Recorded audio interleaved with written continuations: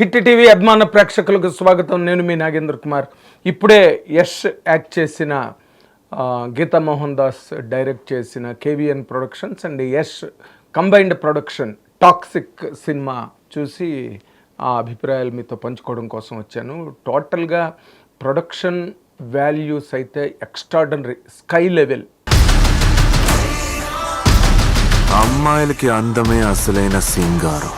Ultimate production values and camera work extraordinary. అసలు special effects అనండి, visuals అనండి, అసలు అల్టిమేట్ అన్నమాట. అంటే ఒక హాలీవుడ్ రేంజ్లో అసలు కళ్ళు చెదిరిపోయేటట్టుగా ఉన్నది ఒక్కొక్క సీను. ఆ లైటింగ్స్ కానీ, లేకపోతే ఆ కలర్ ప్యాలెట్స్ కానీ, ఆ ఫ్రేమింగ్ కానీ, ప్రతిదీ అసలు ట్రాన్సిషన్స్,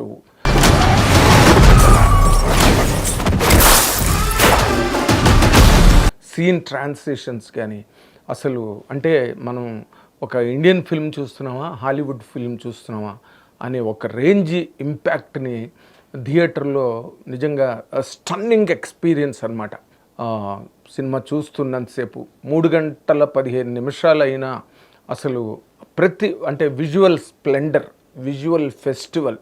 అండ్ రవి బస్రూర్ ఇచ్చిన ఆర్ఆర్స్ అయితే కొన్ని సీన్స్లో అయితే నిజంగా హార్ట్ విన్నింగ్గా ఉన్నాయి. బ్రహ్మాండంగా చేశాడు రవి బస్రూర్. ఇంకా సరే, తబాహీ సాంగ్ అంతా మొత్తం ఇండియా అంతా ఊపేసింది.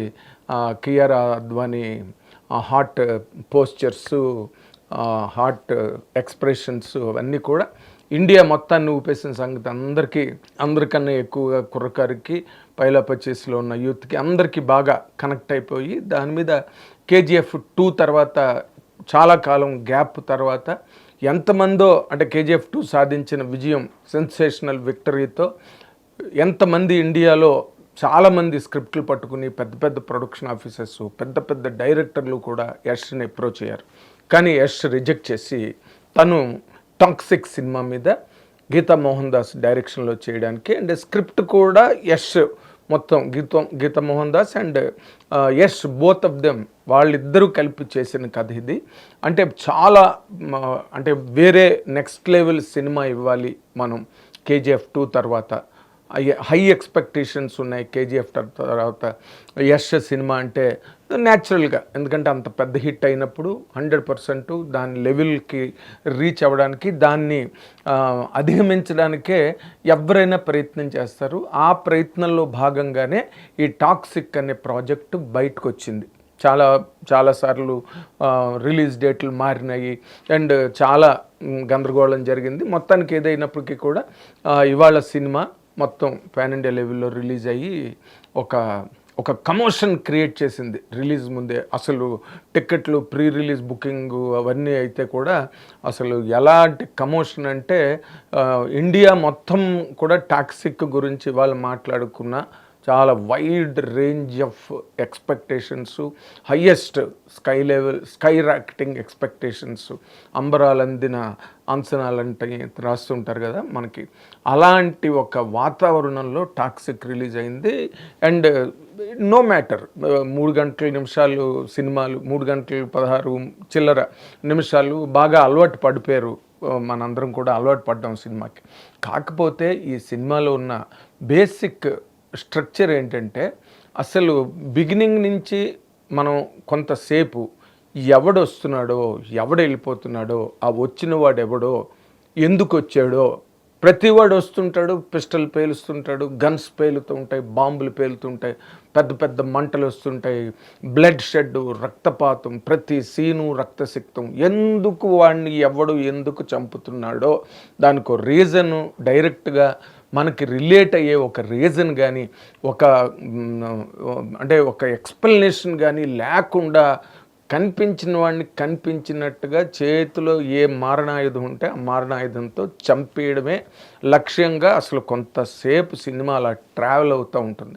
సినిమా బిగినింగ్ నుంచి కూడా ఇమోషన్ను, ఎలివేషన్స్ ద్వారా ఇమోషన్స్ పెంచాలి, ఇమోషన్స్ని కంప్లీట్గా క్యాప్చర్ చేసి ఎన్కాష్ చేసుకోవాలి ఎలివేషన్స్ ద్వారా అనే ఒక ప్రయత్నం, చాలా విఫల ప్రయత్నం సినిమా అంతా జరిగింది. బిగినింగ్లో మ్యాక్సిమం ఫస్ట్ హాఫ్లో అక్కడక్కడ కొన్ని సీన్స్ బాగున్నాయి. కానీ వచ్చిన ప్రాబ్లం ఏంటంటే చాలా వరకు కేజీఎఫ్ చూస్తున్నట్టుంది. నీ తమ్ముణ్ణి కాల్చి ఆడి బూడిదతో లైన్ గీసి ఒక యష్ వస్తుంటే మనకు ఆ కేజీఎఫ్ ఫీల్ కానీ మనం కేజీఎఫ్ థియేటర్లో ఉన్నామన్న ఫీలింగ్ వచ్చిన సందర్భాలు కూడా ఉన్నాయి. ఎందుకంటే యష్ అదే లుక్కు, అదే స్వాగు, అదే వాక్కు, అదే స్వింగు, అన్ని బాడీ లాంగ్వేజు, ఆ క్లోజులు, సైడ్ ఫ్రేమ్స్, ఏది తీసుకున్నా కేజీఎఫ్ కేజీఎఫ్ కేజీఎఫ్. ఈ వాతావరణంలోంచి అసలు మన యష్ బయటికి రాలేకపోయాడు. అందుకనే ఆయన ఏ సబ్జెక్ట్ని యాక్సెప్ట్ చేయకుండా, ఏ డైరెక్టరు, ఏ ప్రొడక్షన్ ఆఫీస్ని కూడా దగ్గరకు రానివ్వకుండా దగ్గరగా తను కూర్చుని గీతా మోహన్ దాస్తో పాటు కూర్చుని రాసుకుని డైలాగులు కూడా ఆయన రాసాడని అంటున్నారు కొన్ని. ఇలాంటి ఆ వాతావరణాన్ని వదలకుండా దానిలోనే మళ్ళీ జనాలను తీసుకెళ్ళి కూర్చోపెట్టి శభాష్ అనిపించుకోవాలనే ఒక డెస్పరేట్ అటెంప్ట్ కేజీఎఫ్లో మనకు విపరీతంగా కనిపిస్తుంది అనమాట. ఎక్కడ అసలు ఎందుకు ఆ సీన్ వస్తుంది, ఎందుకు ఈ సీన్ వెళ్తుంది, ఈ సీన్ తర్వాత ఆ సీన్ వచ్చినప్పుడు దానిలోకి ఏం క్యారీ అవుతున్నది, మనకి ఏం అర్థమవుతుంది, ఆడియన్స్ ఎట్లాగా నెక్స్ట్ సీన్కి, నెక్స్ట్ సన్నివేశానికి ఎట్లాగా ట్రావెల్ అవుతాడు అన్నది అసలు పర్థం లేకుండా, అంటే వాళ్ళు చెప్పాను కదా మీకు, ఆ ఎలివేషన్స్ ఇమోషన్స్తో ముందుకు సినిమాని తీసుకెళ్ళిపోదాము అనే ఒక ఫ్యూటైల్ ట్రైలు అండ్ ఆ ఎఫర్ట్ తప్పితే సినిమాలో ఒరిజినల్గా చెప్పుకోవడానికి ఇది అదిరిపోయింది. ఇప్పుడు కేజీఎఫ్ 2 అందరం మెచ్చుకున్నాం, అందరం ఒప్పుకున్నాం, బ్రహ్మాండంగా ఉంది సినిమా, బ్రహ్మాండంగా తీశారని. కానీ ఇందులోకి వచ్చేసరికి ఏమైందంటే ఏదో పులిని చూసి నక్కవాత పెట్టుకున్నట్టుగా కేజీఎఫ్ని చూసి ఇక్కడ ఆ వాతలన్నీ ఈ స్క్రీన్ నిండా ప్రతి సీన్ నిండా కనిపిస్తాయి ఆ నక్కవాతలు.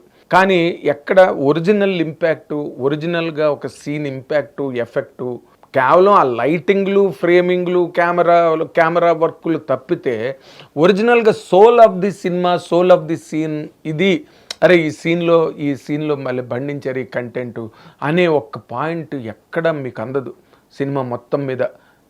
కొన్ని సీన్స్ చెప్పే కదా, ఆ ఎలివేషన్ సీన్స్ ఎక్కడ పడితే అక్కడే చంపేయడాలు, ఎక్కడ పడితే అక్కడే చావులు, సీన్కి చావులే. ఎంతమంది చచ్చిపోయారో ఎవరినైనా కూర్చోబెట్టి మనం కౌంట్ చేసి వాళ్ళకి అవార్డు ఇవ్వాలి తప్పితే అంతమంది చచ్చిపోతారు సినిమాలో. ఇంకా కట్ చేసి ఇదంతా కలిపి ఎక్కడికి వెళ్ళిందంటే కేజీఎఫ్లో తల్లి సెంటిమెంట్, కొడుకు కింగ్ అవ్వాలని. ఇక్కడికి వచ్చేసరికి ఏంటంటే సిస్టరు నయనతారని పెట్టారు. నయనతార లాంటి సూపర్ స్టార్ని పెట్టి నయనతారకి ఏం క్యారెక్టర్ రాశారు సినిమాలో? నయనతారకి క్యారెక్టరే లేదు, అలా నిలబడి బొమ్మలాగా రోబోలా మాట్లాడుతుంటారు ఆవిడ ఉన్నంత పోర్షన్ వరకు. తర్వాత సడన్గా చచ్చిపోతారు.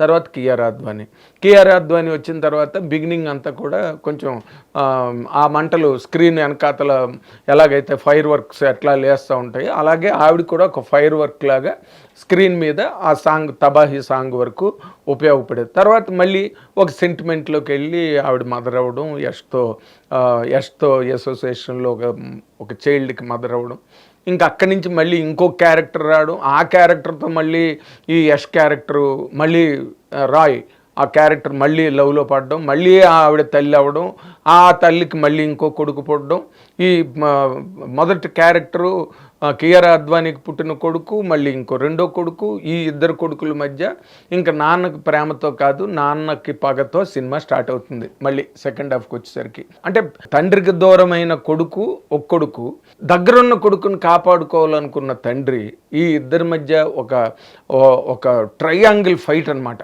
మనం చాలా విచిత్రమైన అనుభూతి సినిమాలో. అయితే యష్ బాగా యాక్ట్ చేసాడు. సెకండ్ హాఫ్ ఒక ఫాదర్గా చేయాల్సింది, అండ్ రాయ్ కొడుకు ఎవరైతే వస్తాడో వాడి ఎంట్రన్సు, వాడి పెర్ఫార్మెన్స్ కూడా చాలా ఎక్స్ట్రాడనరీగా ఉన్నాయి. నేను వాటిని బాగున్న దాన్ని బాగోలేదని నేను అన్ను. సెకండ్ హాఫ్లో యష్ సన్స్తో చేసే సీన్స్ అవన్నీ కూడా చాలా ఇమోషనల్ బిల్ట్ ఉన్నది, అక్కడ కాదని అనడానికి లేదు. కానీ అక్కడికి వచ్చేసరికి ఏమైందంటే అది కూడా వేరే వరల్డ్, వేరే యూనివర్స్, అది వేరే వరల్డ్లో మళ్ళీ తండ్రి కొడుక్కి యాక్షను, మళ్ళీ శత్రువులు వచ్చి అటాక్ చేసినప్పుడు తండ్రి కొడుకు ఒకటైపోయి మళ్ళీ వాళ్ళ మీద మన రెగ్యులర్ ఏనాటి నుంచో చూస్తున్న సినిమా అన్నదమ్ములైనా వాళ్ళ మధ్యలో పగలు ప్రతీకారాలు ఎలా ఉన్నప్పటికీ శత్రువులో ప్రత్యర్థులు వచ్చి అటాక్ చేసినప్పుడు వాళ్ళిద్దరూ కలిసిపోయి మళ్ళీ ఫైట్ చేయడం, ఇలాంటివి మనం చూసాం. సేమ్ కంటెంట్, సేమ్ అక్కడ రెండో క్యారెక్టర్ వచ్చి ఆ రెండో క్యారెక్టర్ని కాపాడుకోవడం కోసం నాయన అసలు ఒక బీభత్సకరమైన వాతావరణం. సరే మనం యష్ సినిమా వస్తున్నది, ఇంత కేవీఎన్ ప్రొడక్షన్స్, ఇంత పెద్ద ప్రొడక్షన్స్, ఇలాంటి యష్ కూడా దానిలో కో ప్రొడ్యూసర్గా ఉండడం, ఇదేదో చాలా పెద్దది ఓడబొడి చేస్తారు, అసలు మామూలుగా ఉండదు, భూనభవంతరాలు దద్దరిల్లిపోతాయి, భూమి ఆకాశం ఒకటైపోతాయి, ఇలాంటి ఆలోచనలతో ఆడియన్స్ థియేటర్లోకి వెళ్తారు. అది న్యాచురల్ ఫినామినా ఏ సినిమా, పెద్ద సినిమా దేనికైనా వరుసలో వచ్చే సినిమాలకి. కానీ లోపలికి వెళ్ళిన తర్వాత 3 గంటల 15 నిమిషాలు బుర్ర తినేశారనమాట.